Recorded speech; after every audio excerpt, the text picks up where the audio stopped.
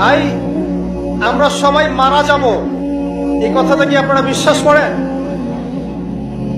এই কথা যে বিশ্বাস করে যে পৃথিবীতে সে চিরস্থায়ী নয়, চিরদিন থাকতে আসে নাই, সে কি পৃথিবীতে উদ্ধত আচরণ করতে পারে? পাপ করলেও তো সে তওবা করে ফিরে আসবে, তাই নয় কি? এখন মানুষের চলাফেরা দেখলে কি মনে হয় যে মানুষ মারা যাবে কখনো? আমাদের সবার সামনে মৌত অপেক্ষা করছে। এই যে আমরা এখানে যারা বসে আছি, আজকে থেকে হয়তো 50 বছর পর কেউ থাকবে, হতে পারে না?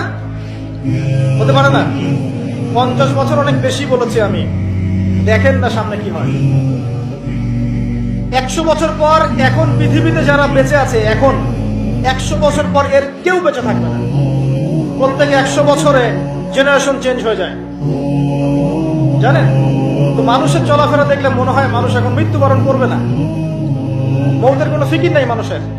আল্লাহর সামনে দাঁড়াতে হবে, জবাব দিতে হবে, এই চিন্তা মানুষের মধ্যে নাই।